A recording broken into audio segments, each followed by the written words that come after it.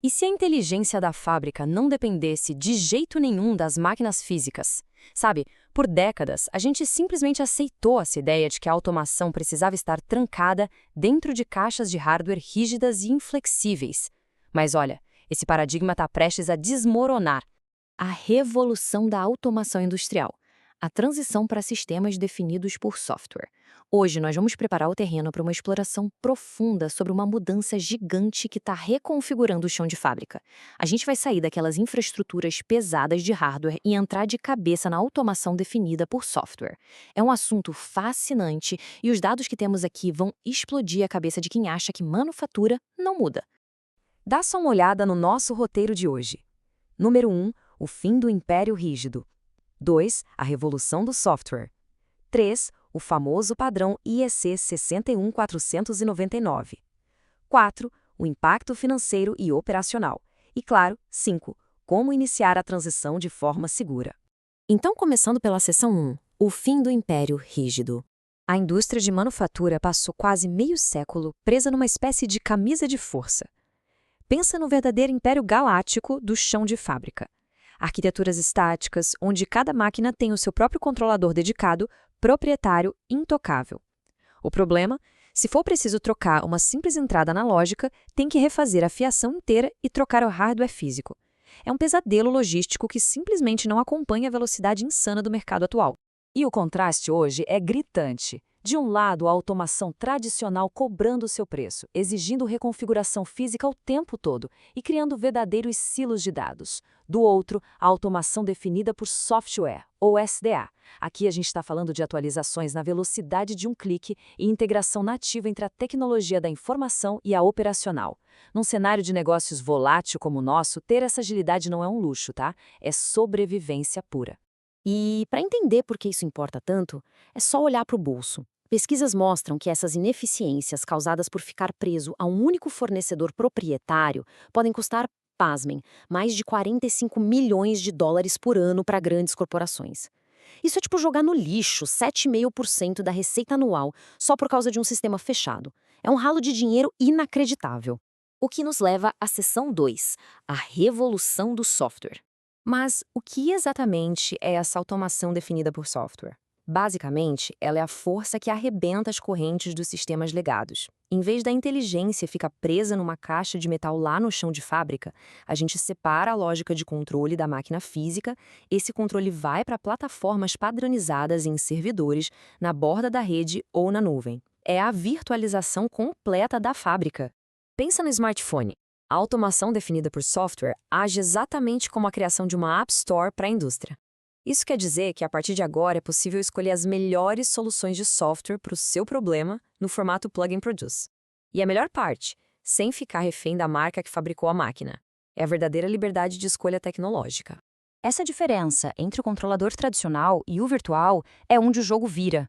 Porque quando a gente substitui aqueles velhos computadores industriais por clientes leves e virtualiza as aplicações, acaba de vez aquela tática dolorosa de ter que arrancar e substituir todo o equipamento a cada melhoria.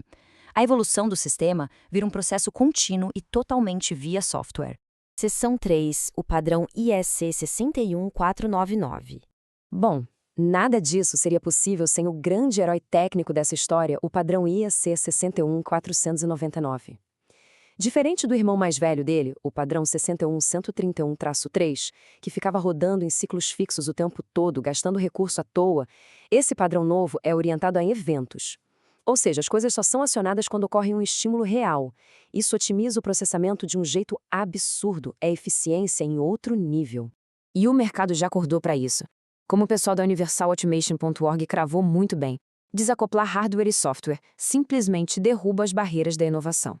Hoje, a gente já vê mais de 100 gigantes globais nessa rede, incluindo pesos pesados como a Shell, compartilhando o mesmo ecossistema. Não estamos falando de um sonho futurista, é o presente da indústria. E tem um lado humano nessa revolução que é sensacional. Usar esse padrão traz as melhores práticas da tecnologia da informação direto para o chão de fábrica, criando o que chamamos de Industrial DevOps. Com controle de versão e testes automatizados, a indústria vira um ímã para uma nova geração de desenvolvedores. Isso ajuda muito a resolver aquele apagão de mão de obra qualificada que a automação sofre hoje. Vamos para a seção 4, impacto financeiro e operacional. Colocando isso na prática, os ganhos são astronômicos. Dá uma olhada. Implementar essa arquitetura entrega até 70% a mais de eficiência na engenharia, porque você reutiliza as bibliotecas de software. Tempo para colocar uma fábrica nova para funcionar cai em 60% graças às simulações virtuais. A gente chega a reduzir 40% do cabeamento. É menos fio atrapalhando e muito mais foco na produção. E caso pareça bom demais para ser verdade, olha esses casos reais. Uma refinaria conseguiu salvar meses de atraso no cronograma só atualizando os canais de entrada e saída por software, sem puxar um único fio a mais. E tem uma operadora de mineração que conseguiu cortar o estoque de peças de reposição em impressionante 70% só padronizando os módulos. É muito capital de giro liberado na hora.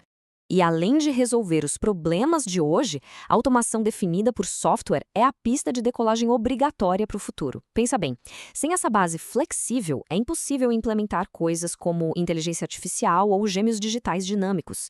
Imagina uma câmera com IA numa linha de produção, detectando um erro e, via software, ajustando a máquina em milissegundos sem ninguém tocar em nada. Essa é a verdadeira autonomia em ação. Para fechar, seção 5, como iniciar a transição. Certo, muita gente morre de medo de fazer uma mudança gigante e acaba parando a fábrica toda, né? Mas a migração não precisa ser um tudo ou nada. O processo começa de boa, com uma auditoria da infraestrutura, entendendo a conectividade e treinando a galera. Depois, coloca o sistema rodando apenas como uma camada de monitoramento para extrair dados. Só depois você parte para os pilotos reais, o tal do plug and produce. É seguro, é incremental e sem sustos. E aqui está a cereja do bolo. O valor estratégico definitivo. Investir nessa lógica baseada em software protege o dinheiro da empresa por décadas. O código que é escrito hoje vai poder ser reutilizado nos hardwares do futuro. Ele sobrevive rindo daquele ciclo de vida de 10 ou 15 anos das máquinas físicas. É a vacina contra a obsolescência que todo gestor sonhava. O que nos deixa com essa pergunta de $1 milhão. Estamos prontos para abandonar as âncoras do passado e abraçar um futuro aberto e definido por software? As ferramentas estão aí, o caminho está mapeado e os resultados são inegáveis. A capacidade de projetar fábricas não apenas eficientes hoje, mas perfeitamente adaptáveis para o amanhã, está literalmente nas linhas de código que a gente escreve agora. Muito obrigado por acompanharem esta nossa análise e até a próxima.